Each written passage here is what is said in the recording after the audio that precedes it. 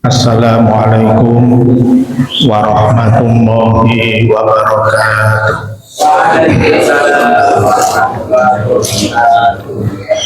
Innal hamdalillah nahmaduhu wa nasta'inuhu wa nastaghfiruh wa na'udzu billahi min shururi anfusina wa min sayyiati a'malina. May yahdihillahu fala mudilla lahu wa may yudlilhu fala hadiya lahu. Wa asyhadu an la ilaha illallah wahdahu la syarika lahu wa asyhadu anna Muhammadan abduhu wa rasuluh. Allahumma shalli wa sallim ala nabiyyina Muhammad sallallahu alaihi wasallam. Amma ba'du, ya ayyuhalladzina amanu taqullaha haqqa tuqatih wa la tamutunna illa wa antum muslimun. Hadirin jamaah Masjid Al-Kautsar, pada kesempatan malam hari ini alhamdulillah puji syukur kehadirat Allah Subhanahu wa taala. Allah Subhanahu wa taala masih memberikan nikmat, karunia dan keimanan kepada kita, sehingga kita pada malam hari ini bisa hadir berkumpul bersama-sama di masjid ini untuk melaksanakan salah satu kewajiban kita untuk thalabul ilmi. Bapak-bapak yang saya hormati, beberapa hari yang lalu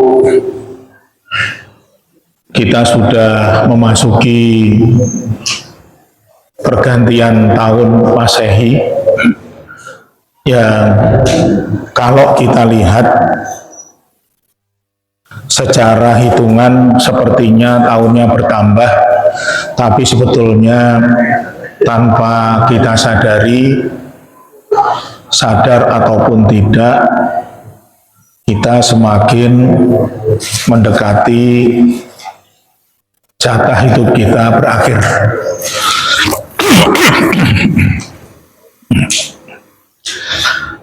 Karena memang Allah Subhanahu wa taala sudah menyampaikan kullu nafsin dha'iqatul maut. Setiap yang bernafas pasti akan mengalami kematian. Nah, kita ini termasuk yang bernafas bukan, Pak? Bernafas ya?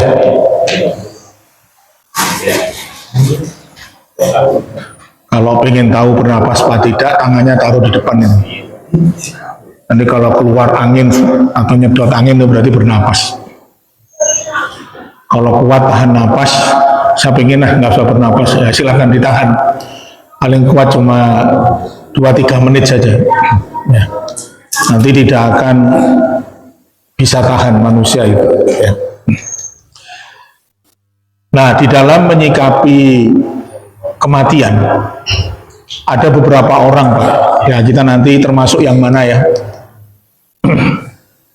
Yang pertama ada orang yang berani mati, bahkan sampai bunuh diri, ya.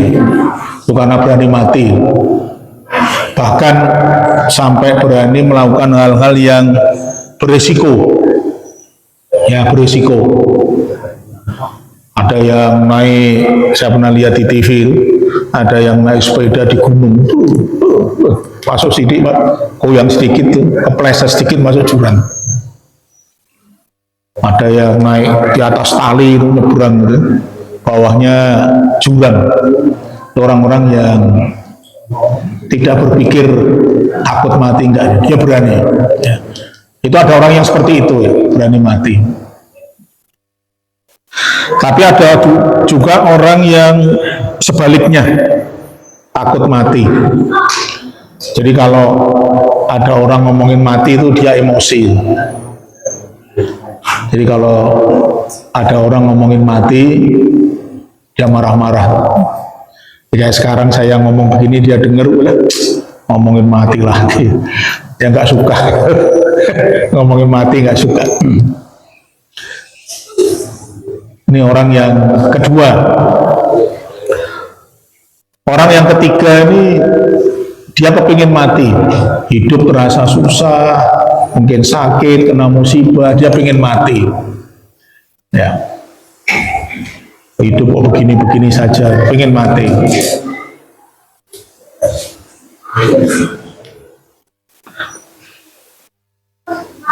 Terus berikutnya ada juga yang orang itu lupa bahwa dia akan mati. Sama sekali dia nggak ingat bahwa dia nanti akan mati. Ya hidup biasa, senang-senang aja, nggak ingat bahwa besok dia akan mati, itu ada. Yang begitu ada ya? Ada. Nah kemudian yang kelima ini orang yang ingat akan mati. Nah kira-kira kita ini, bapak-bapak semua nih, tanya hatinya. Saya termasuk orang yang berani mati, atau yang takut mati, atau kepingin mati, atau lupa mati, atau ingat akan mati. Yang mana? Ingat akan mati. Kalau Nabi mengatakan dalam sebuah hadis, kematian itu kan sebuah kepastian, ya. Ya, Nabi itu mengingatkan orang yang cerdas itu orang yang mempersiapkan diri menghadapi kematian. Kalau orang yang lupa bahwa dia akan mati, dia akan selalu berpikir dunia. Hidup itu selalu dipikir dunia. Besok saya harus ngapain, besok ngapain, besok ngapain, pikir dunia terus. Nggak pernah berpikir dia akan mati. Banyak orang-orang yang mempersiapkan pengen hidup enak, tapi tidak mempersiapkan diri untuk mati enak. Mati itu nanti ada dua, Pak. Ada yang enak, ada yang tidak enak. Sama seperti hidup. Hidup pun ada yang enak, ada yang tidak enak. Kita ini kan sudah mengalami, ya kan? Kadang-kadang hidup itu enak, kadang-kadang tidak enak, gitu kan? Kena musibah yang mungkin hatinya kan kecewa, nggak enak. Kadang-kadang enak. Itu semuanya ujian. Semua orang akan mengalami hidup enak dan hidup tidak enak. Tapi mati enak dan tidak enak itu sebuah pilihan. Sebuah pilihan yang harus kita persiapkan dari sekarang. Nah, terkait dengan ini, ya tadi kan ada, saya singgung tadi, ada orang yang pengen mati, kalau menurut Nabi itu nggak boleh ya Pak ya. Jadi kalau ada orang pengen mati, kalau mau berdoa itu nggak boleh, ya Allah, saya pengen mati, itu nggak boleh. Nabi mengajarkan doanya apa? Ya Allah, jika kehidupan saya itu baik, maka berilah kehidupan, tambahkan kehidupan. Tapi kalau kehidupan saya ditambah umur tidak baik, maka akhirkan hidup. Jadi berdoanya begitu, yang boleh.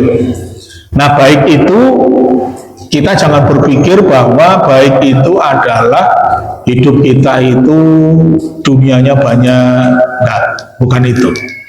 Jadi kalau kita tambah umur, semakin tambah pahalanya, semakin mengurangi dosa, semakin mendekatkan ke surga, itu hidup itu baik. Ditambah umurnya berarti baik.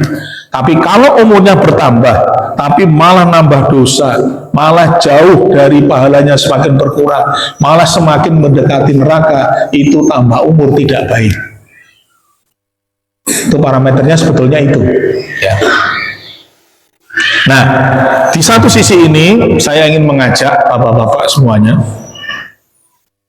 tidak sampai 1 bulan lagi, ya kurang lebih 1 bulan ya, kita akan masuk bulan Ramadan. Nah,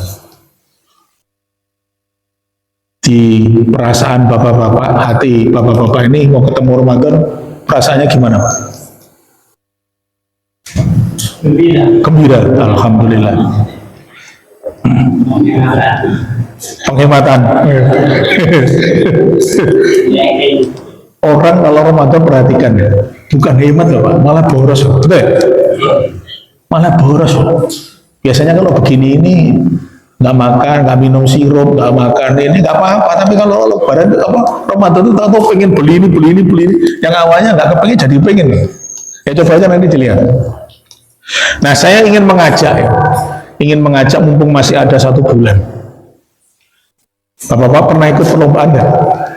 Pernah ikut perlombaan antar RT misalnya, poli atau sepak bola atau pernah ikut ya? Kalau Bapak mau ikut perlombaan, yang dilakukan apa? Diam saja. Kalau Bapak diam saja, nggak melakukan apa-apa, terus pertandingan main, kok saya yakin, ya kalau main bola itu kakinya nanti jarum semua, tahu jarum? Bahasa daerah saya jarum. Tahu-tahu itu pegelnya nggak hilang-hilang. Seminggu itu masih kerasa itu. Kalau main poli, sininya nih pegelnya juga nggak hilang, atau ininya merah tuh, nggak hilang-hilang. Betul ya? Kenapa? Nggak pernah latihan. Karena tidak pernah latihan langsung ikut perlombaan. Nah, ketika kita memasuki bulan Ramadan itu pertandingan. Pertandingan untuk diambil juaranya. Kalau kita dari sekarang tenang-tenang saja, biasa-biasa saja, besok masuk Ramadan langsung ikut perlombaan, pegel semua makanya. Apa ya Pak? Nggak kuat. Makanya Nabi dijelaskan ketika akan memasuki Ramadan yang dia lakukan apa? Latihan puasa di bulan Syaban, itu puasanya banyak, sehingga nanti nggak kaget. Karena orang baru puasa itu hari pertama itu kepalanya puyeng, puyeng. Boro-boro suruh baca Quran, mata melek aja udah syukur loh Pak. Ya karena emang nggak biasa, kaget Pak, kaget. Suruh sholat tarawih juga begitu kan, aduh capek. Ya semangat sih semangat, ada temannya. Tapi ini ingat loh ya, ini perlombaan loh, bukan main-main loh. Ingat ya, Ramadan itu perlombaan. Bapak jangan menganggap Ramadan itu hal yang biasa. Perlombaan. Jadi kalau ikut perlombaan harus persiapan. Harus disiapkan bagaimana caranya kita bisa ikut perlombaan itu. Ya jangan baru main terus kalah Pak. Masa main langsung kalah. Baru masuk KO. Kadang ada yang main poli, servis aja, kepelintir tangannya, aduh, ya nggak pernah latihan, harusnya latihan servis, latihan, bola diangkat, biar melewati jaring bagaimana caranya, nah gitu. Nah kalau kita itu memasuki Ramadan tidak melakukan apapun, ya, yang terjadi apa?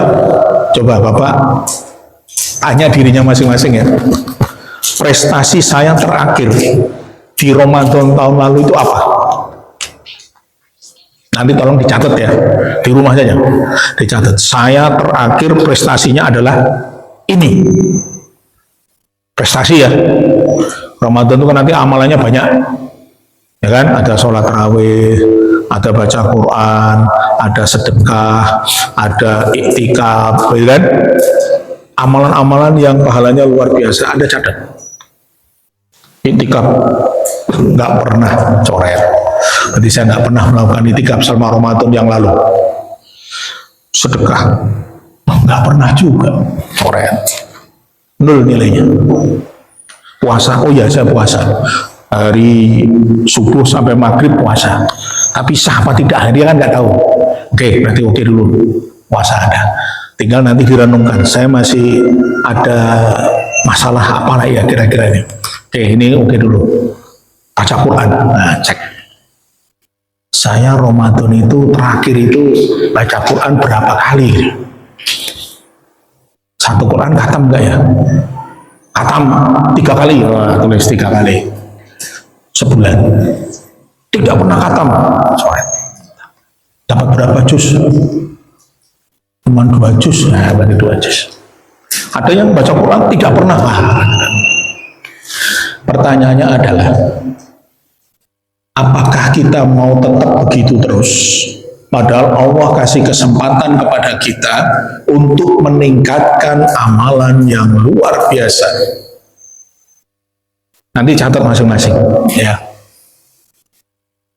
Nah, supaya kita bisa mendapatkan pahala yang besar, ada beberapa hal yang harus kita pahami. Yang pertama, kita harus tahu dulu ilmunya. Ilmu itu penting ya Pak ya. Jadi kita jangan beramal tidak ngerti ilmunya. Saya berikan contoh yang simpel saja, biar gampang ingat-ingatnya. Bapak-bapak pernah masak air? Pernah ya? Masak air pernah ya? Saya yakin kalau suruh masak air bisa lah. Kalau masak yang lain belum tentu. Ya, kalau bantuin masak, motong-motong sayur mungkin pernah. Masak sampai jadi enak itu belum tentu orang bisa. Betul ya? Tapi kalau masak air saya yakin bisa. Betul ya? Saya yakin bisa. Ada yang belum pernah masak air sini? Harusnya pernah ya. Nah, coba Anda perhatikan. Ini contoh simpel saja, biar ingat-ingatnya gampang. Kalau kita mau masak air, kita punya kompor gas misalnya, itu kan urutannya jelas. Ambil air di panci, udah diisi sesuai kebutuhan, taruh di atas kompor, taruh di atas kompor, dari isinya tutup, nyalakan kompor, nyala. Tunggu ya kira-kira 15 menit, 20 menit sampai mendidih, matikan. Airnya matang, betul ya? Urutannya kan begitu. Ada tempatnya, panci diisi air, taruh di atas kompor, kompor nyalakan, tunggu 15-20 menit, matikan. Kalau ini dilanggar, urutannya sama tapi dilanggar, waktunya 20 menit, Anda tambah menjadi 3 jam. Yang terjadi apa? Airnya habis, Pak. Airnya habis. Betul ya? Nah, ini kalau tidak ngikutin aturan itu. Itu pertama. Yang kedua, aturan Anda ikuti tapi urutannya Anda balik, Pak. Pertama, nyalakan kompor, cetak, tunggu 15 menit, matikan. Ambil panci, isi air, taruh di atasnya. Matang? Matang? Ini contoh simpel, saya kasih gambaran. Beragama itu kayak gitu. Kalau Anda tidak tahu ilmunya, Anda tambahi, nggak jadi, Pak. Kalau masak ketahuan nggak jadinya, airnya kering. Kalau ibadah tidak jadinya, Pak, pahalanya 0, Pak. Pahalanya kosong, Pak. Nah, ini yang harus kita sekarang pahami, Pak. Kita jangan tenang-tenang saja. Oh, saya sudah sholat, sudah puasa, sudah melakukan ini. Dilihat dulu SOP-nya tadi benar apa tidak aturannya. Begitu aturannya Anda tambahi, tidak jadi. Anda balik, tidak jadi.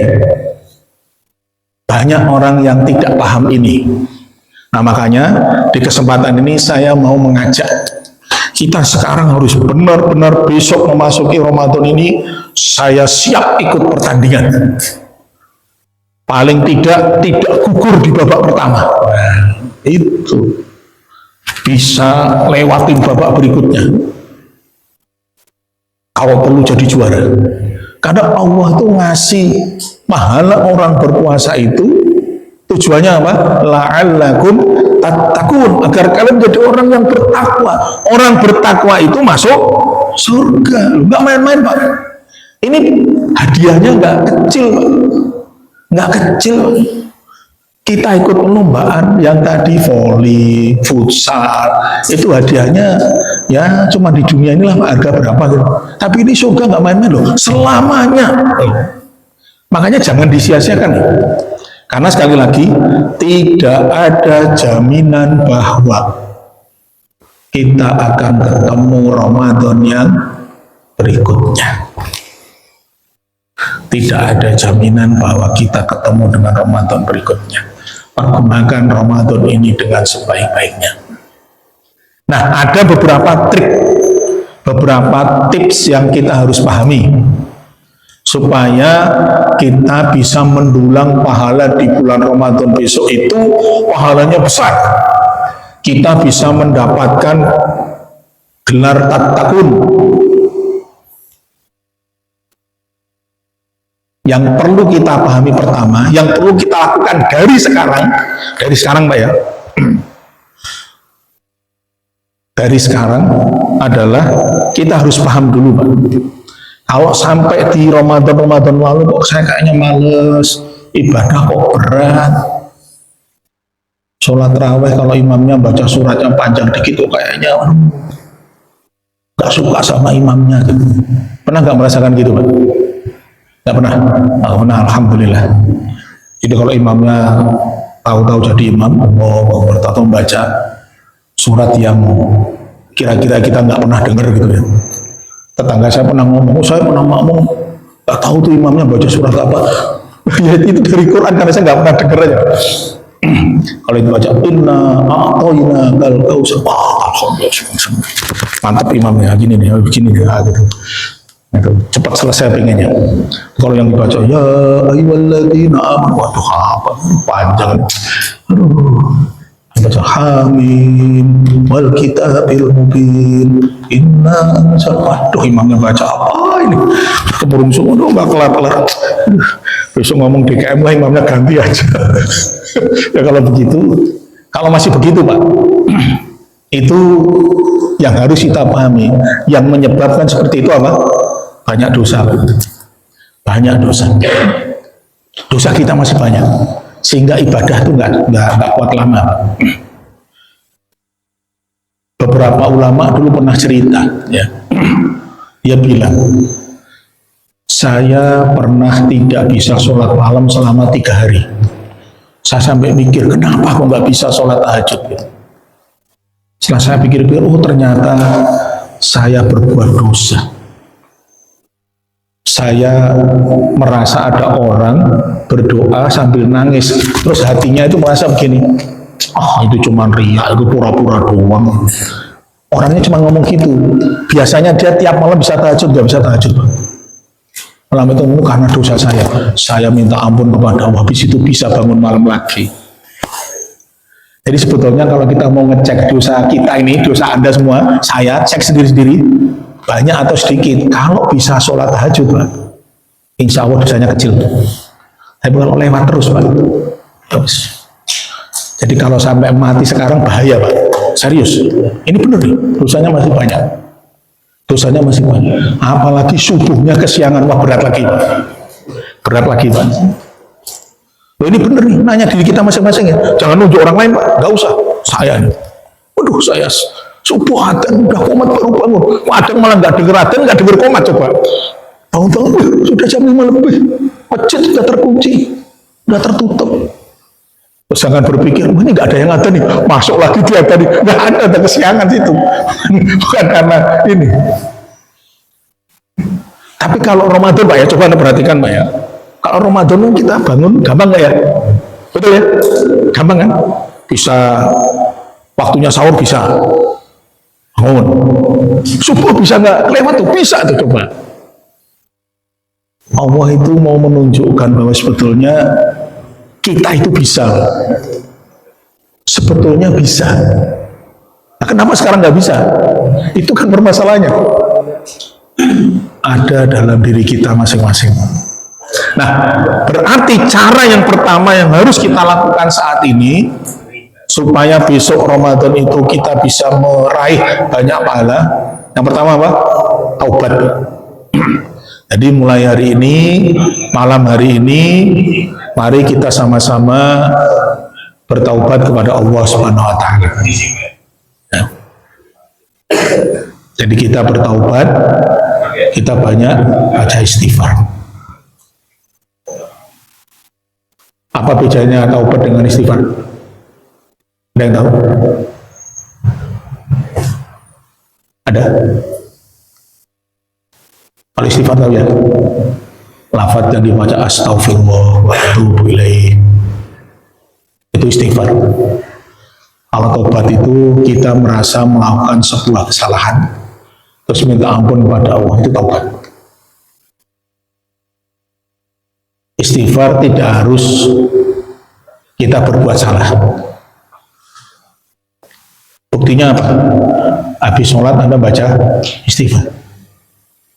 Ya, jadi kalau istighfar itu kapan saja boleh dibaca. Tapi kalau taubat itu karena kita melakukan sebuah kesalahan. Nah, yang pertama harus kita lakukan mulai hari ini, baca istighfar. Silahkan mau pilih beberapa lafaz terkait dengan istighfar. Nabi menyatakan dalam sebuah hadis, beliau itu sehari tidak kurang dari berapa? Di dalam satu hadis pernah disebut 70 kali, pernah disebut 100 kali. Baca astaghfirullah wa atubu ilaih. Astaghfirullah wa atubu ilaih. Astaghfirullah wa atubu ilaih. Nanya ke diri kita nih, Nabi kita baca 100 kali, saya berapa kali? Nah, tanya diri masing-masing. Kalau Bapak habis sholat selalu baca istighfar 3 kali, berarti kalau sholatnya 5 kali, bacanya 15, betul ya? 15, itu kalau baca. Karena ada yang sholat itu pergi, ada langsung pergi, ada nggak baca istighfar, ada. Kalau Anda baca istighfar 3 kali, sholatnya 5 kali, berarti 15 kali. Itu kalau jamaah di masjid. Nah, kadang-kadang kalau sholat sendiri ya lewat, apalagi sholat buru-buru kan, buru-buru mau sholat. Nah, mulai sekarang paksa diri kita untuk baca istighfar. Lafadznya bisa tadi astaghfirullah wa atubu ilaih. Atau ada sebuah hadis yang disampaikan oleh Nabi, barang siapa yang membaca istighfar astaghfirullahaladzim alladzi la ilaha illa huwal hayyul qayyum wa atubu ilaih, itu Allah akan ampuni dosanya walaupun dosanya sebanyak buih di lautan. Gampang ya? Padahal dosa kita itu banyak. Coba baca itu saja. Astaghfirullahaladzim alladzi la ilaha illa huwal hayyul qayyum wa atubu ilaih. Termasuk lari dari medan perang itu diampuni. Atau mau baca yang namanya Sayyidul Istighfar. Pernah dengar? Allahumma anta rabbi la ilaha illa anta, dan seterusnya, khalaqtani wa ana abduka, sampai selesai. Itu disebutkan dalam hadis, apabila seorang muslim membaca istighfar itu di pagi hari, kemudian belum sampai sore hari dia mati, dia akan masuk surga. Seorang muslim baca istighfar itu di sore hari, ya malam hari begini baca, sebelum pagi dia meninggal, masuk surga. Kenapa? Hafal? Udah hafal belum? Belum? Dihafalin Pak? Kalau nggak hafal boleh buka buku. Allahumma anta rabbi la ilaha illa anta, sambil dimasukkan ke dalam hati, direnungkan artinya. Allahumma ya Allah ya Tuhan kami, anta rabbi, engkaulah Tuhan, la ilaha illa anta, tiada Tuhan selain engkau. Nah, gitu terus dimasukin hati. Belum hafal Pak, buka buku, ada dibuka, ada artinya. Hadirkan hati benar-benar sungguh-sungguh. Kok nanti siang mati Pak, masuk surga Pak, insya Allah. Itu Nabi yang menyampaikan. Nah, kalau nggak pernah baca, mulai saat ini dibaca, ya, dirutinkan, sehingga nanti insya Allah di bulan Ramadan dosa-dosa kita sudah berkurang, dosa-dosa kita sudah banyak berguguran, sehingga kita akan ringan dalam melaksanakan ibadah. Ya, ringan. Nanti enteng. Karena yang membuat ringan itu Allah yang bantu, Pak, bukan kita. Nah, Allah yang bikin ringan. Bikin ringan. Mungkin orang lain capek, tapi kita itu dibikin oleh Allah nggak capek ya. Dan itu tidak mustahil bagi Allah. Mudah bagi Allah, tidak ada yang mustahil. Kalau Allah kasih kemudahan, gampang. Gampang. Ya, gampang. Makanya kita mulai sekarang yang harus dilakukan apa tadi? Baca istighfar. Minta ampun kepada Allah. Jangan nunggu besok-besok mulai habis dari ngaji ini baca istighfar. Ya kalau biasa baca doa pagi dan petang, nah, itu lebih baik lagi. Alhamdulillah lebih baik ya dibaca. Astagfirullah wa atubu ilaih. Astagfirullah wa atubu ilaih. Kayaknya susah. Ya udah sambil jalan sambil baca boleh kok. Astagfirullah wa atubu ilaih. Astagfirullah wa atubu. Oh ternyata lagi di jalan baca istighfar, tahu-tahu terjadi kecelakaan, kok kita meninggal. Meninggalnya husnul khatimah. Itu namanya mati enak, Pak, begitu. Jangan pas lagi jalan nyanyi-nyanyi, mati nyanyi-nyanyi ya piye terus. Zikir pada Allah, astagfirullah wa atubu ilaih. Enggak usah dihitung, enggak apa-apa, astagfirullah. Kalau dihitung begini kadang-kadang berapa tadi ada, enggak usah. Terus dihitung aja sebanyak-banyaknya. Nah, enggak usah bawa hitungan, enggak apa-apa. Karena zikir yang seperti ini tidak dipersyaratkan jumlahnya. Jadi berapa saja boleh. Tapi kalau setelah sholat itu dipersyaratkan jumlahnya. Subhanallah berapa? 33 kali. Alhamdulillah 33 kali. Allahu Akbar 33. Nah, kalau ada jumlahnya begini, jangan ditambahin. Kan saya baca 100 kan bagus, Pak. Siapa yang bilang bagus? Tadi saya kasih contoh tadi. Anda masak harusnya 15 menit, Anda tambahin 3 jam, bagus. Enggak. Tidak. Kalau disebutkan jumlahnya, ikuti. Istighfar 3 kali saja.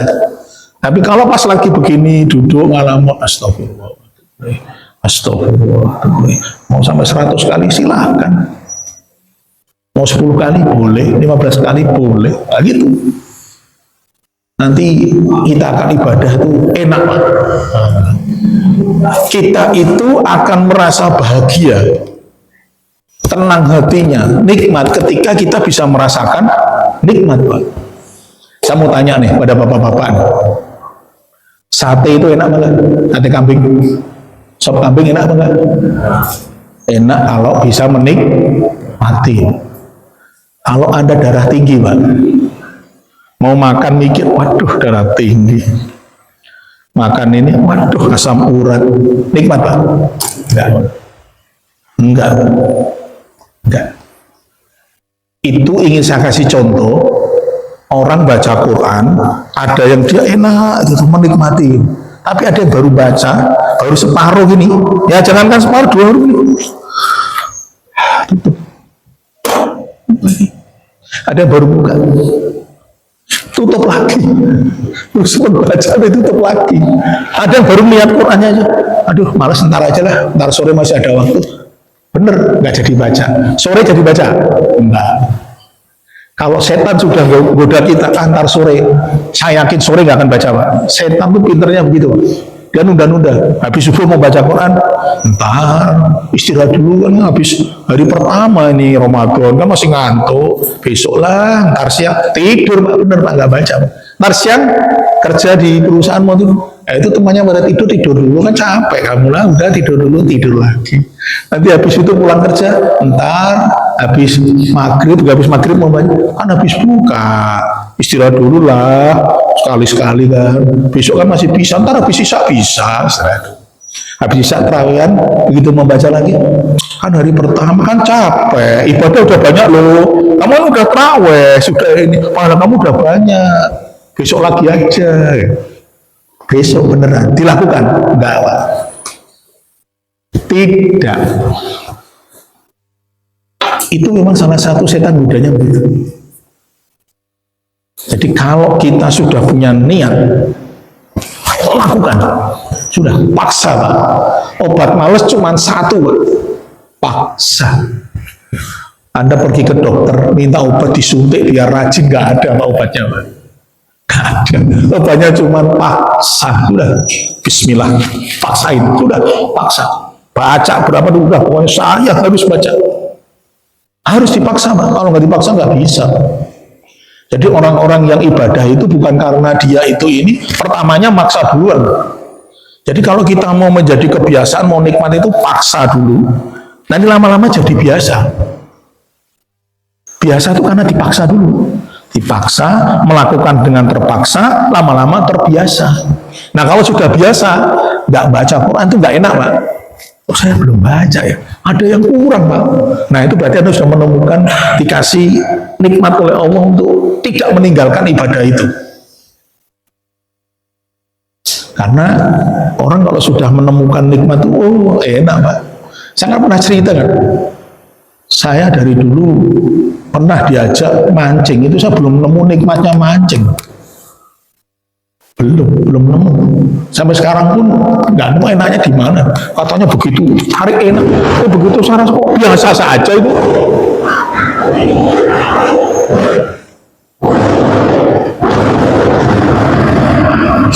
Ada ledakan apa ya Pak?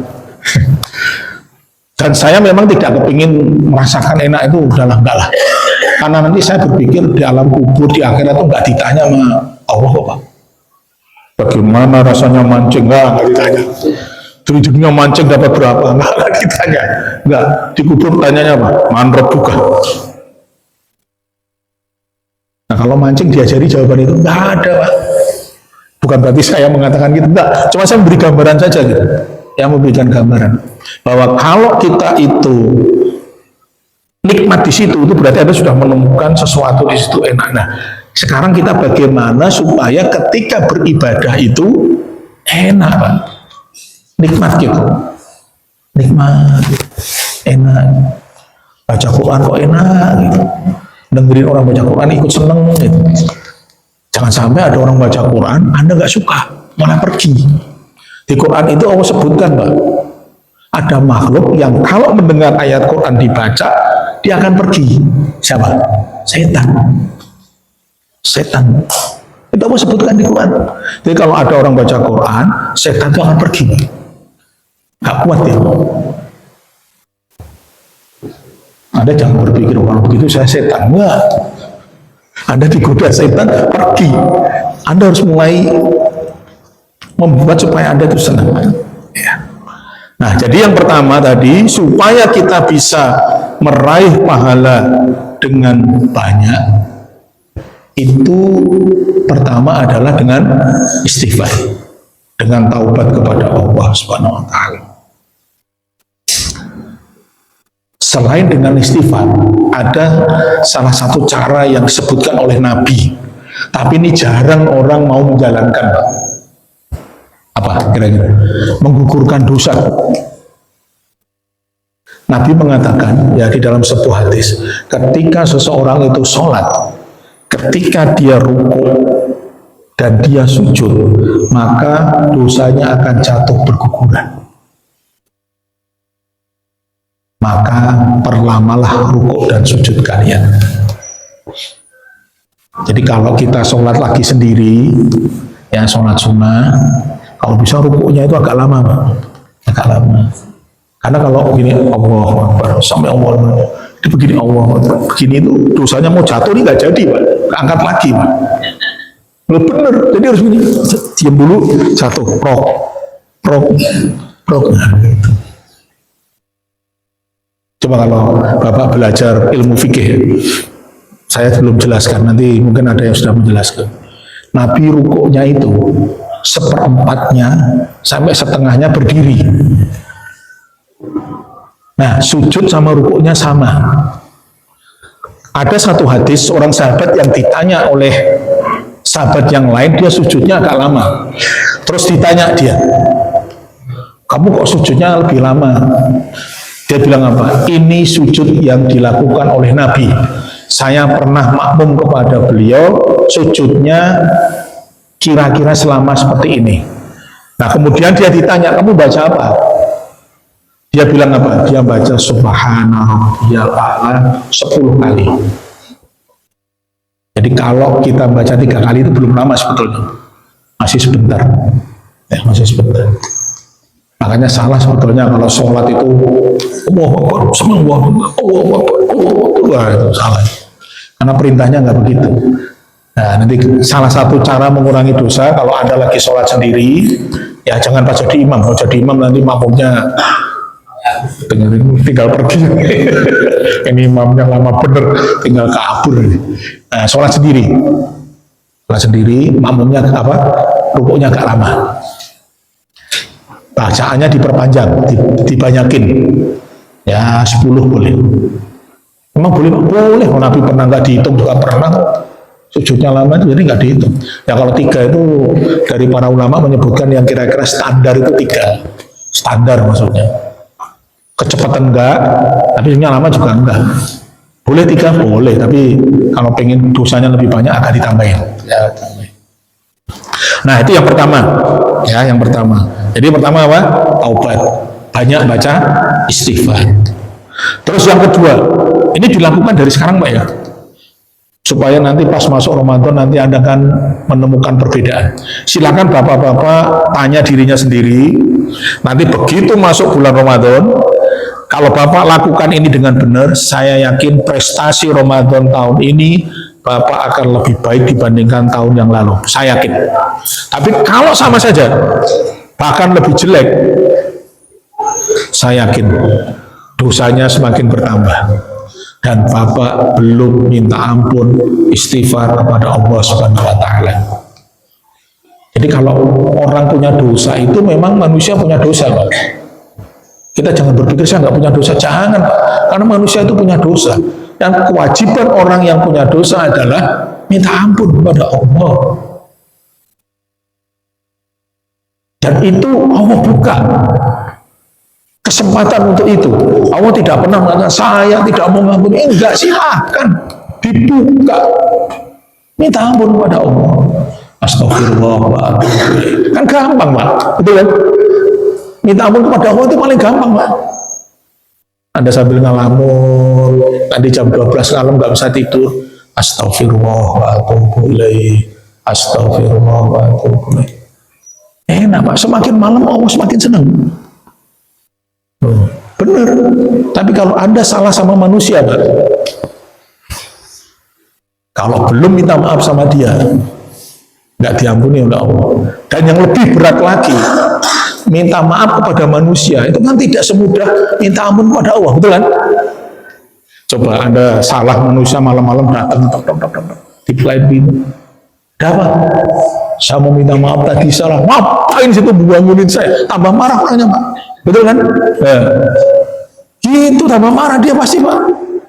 Paling enak itu kalau kita salah sama Allah minta ampun kapan saja, itu enak. Kalau sama manusia berat Pak, berat. Ada minta maaf pakai WA gini, mohon maaf ya, enak saja. Nah, jawab gitu susah. Kalau Allah kan nggak mungkin jawab enak saja minta maaf Pak, diampuni Pak. Tinggal kita mau atau tidak. Nah itu yang pertama. Terus yang kedua, berdoa. Dari sekarang perbanyak minta kepada Allah, berdoa supaya kita itu mendapatkan kebaikan dunia dan akhirat. Kita sering minta dunia tok tapi lupa bahwa akhirat itu penting. Jadi yang paling baik itu sebenarnya doanya apa? Kalau Anda bingung sampai minta apa ya, baca yang paling gampang yang diajarkan Allah dalam Quran. Rabbana atina fid dunya hasanah wa fil akhirati hasanah wa qina adzabannar. Sudah itu paling gampang bacanya itu Pak.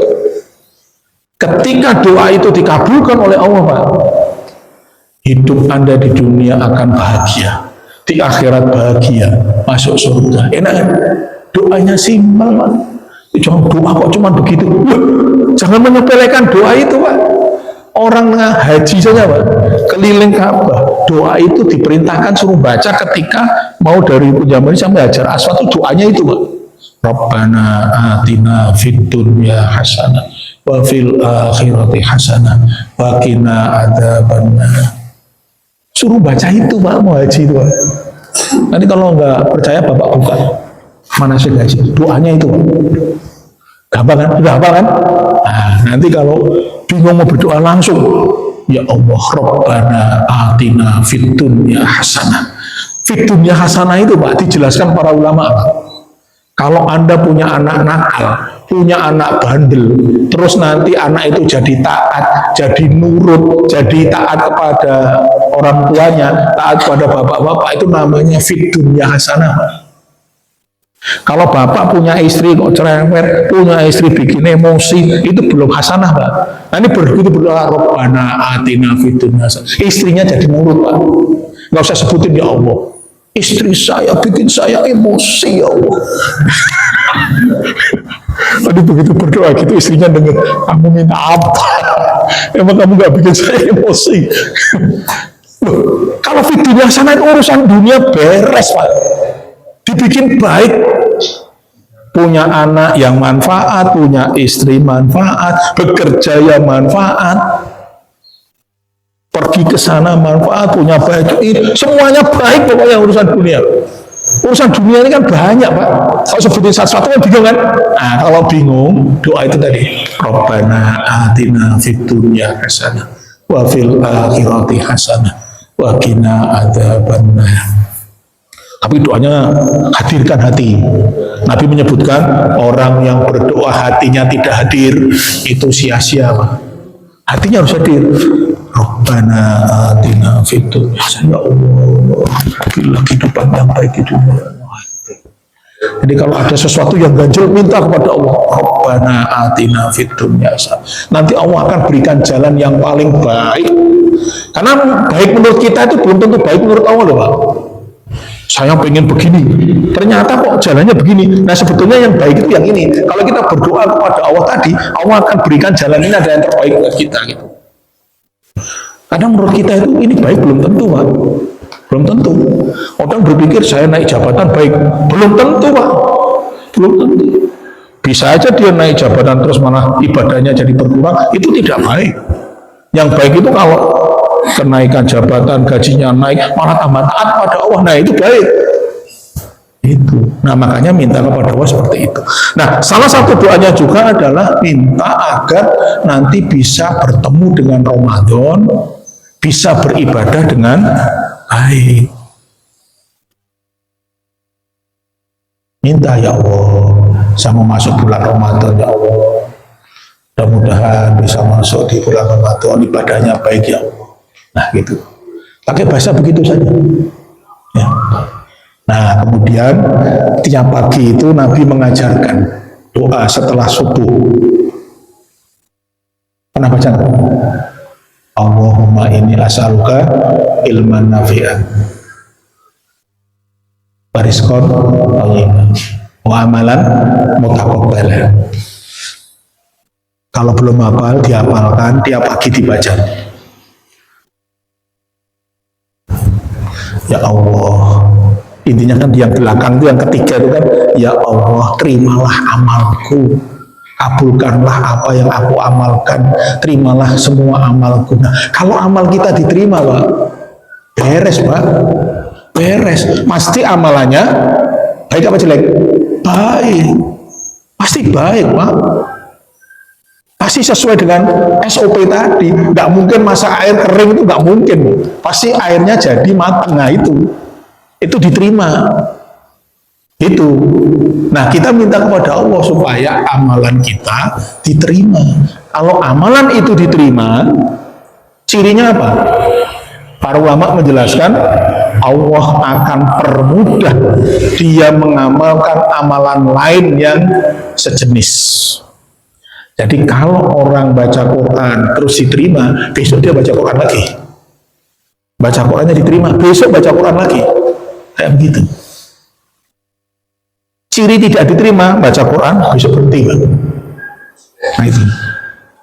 Lu tanya diri kita, kok saya berhenti? Wah berarti saya nggak diterima. Saya kemarin sholat tahajud, tapi kok sekarang nggak lagi ya? Nah berarti kemarin nggak diterima. Kalau diterima nanti Allah akan mudahkan. Gampang. Allah seneng, oh ini amalannya bagus nih. Kan gini Pak ya, kalau kita itu misalnya contoh lah, di rumah tangga aja lah. Anda diminta bantu masak oleh istrinya, misalnya tadi, tolong ini potongin sayur, potongannya sesuai terus, seneng istrinya nyuruh lagi nggak besok? Nyuruh lagi Pak, nyuruh lagi. Tapi coba si perintah, aduh malah tambah rusak, besok nggak mau nyuruh lagi Pak, nah besok nggak usah bantuin, tambah ribet, betul kan? Itu gambaran paling gampang gitu Pak. Kalau ibadah kita itu oke terus, Allah seneng Pak, udah ayo kasih mudah lagi, ayo terus kasih gampang lagi. Ini buat ini ya, saya menyampaikan begini bukan untuk memvonis orang ya, jangan. Nanti orang ngomong, oh, kamu amalnya gak diterima, jangan begitu. Jangan, ini untuk nanya diri kita sendiri Pak. Loh, saya kok jadi males ya? Oh berarti ini saya kemarin amal gak diterima. Ini buat kita Pak, jangan nunjukin tetangganya habis lagi.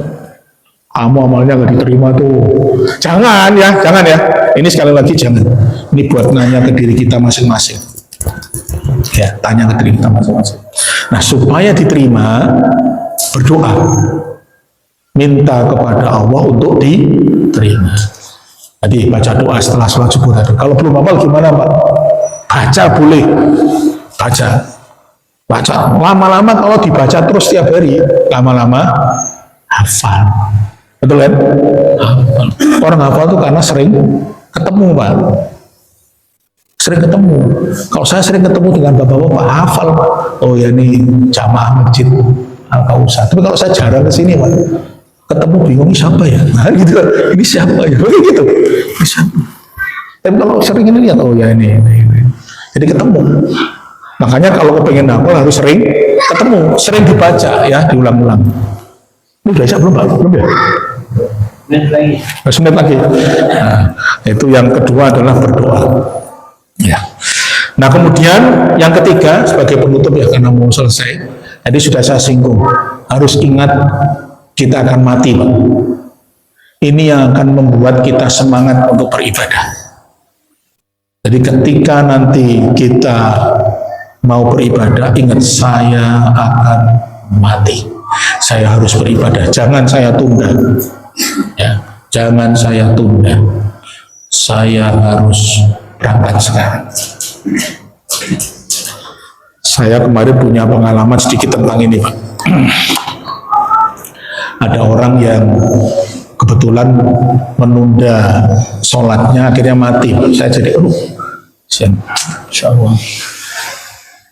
Ada lagi orang yang dia, ini kejadian yang kemarin musibah di Sumatera, itu dia dengar adzan terus diminta oleh istri, udah kamu berangkat ke masjid, udah berangkat. Begitu berangkat, habis sholat, longsor, rumahnya habis.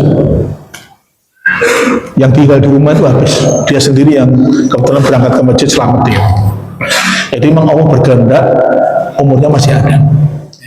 Tapi ada kejadian yang saya cerita tadi, ada dua orang yang sudah masuk waktunya sholat, dia tunda dulu, ternyata meninggal Pak dia, jam 1 Pak, meninggal. Padahal nggak ada keluhan apa-apa, sehat biasa. Istri saya ngomong sama saya, wah kalau begini saya nggak berani nih nggak sholat lagi, tahu-tahu mati. Ya, makanya hati-hati, umur itu kita nggak tahu, rahasia. Jadi begitu ada kesempatan langsung lakukan, jangan ditunda-tunda. Makanya begitu kita nanti diberi kesempatan masuk bulan Ramadan, gunakan sebaik-baiknya. Jangan ditunda lagi karena belum tentu besok saya masih ada.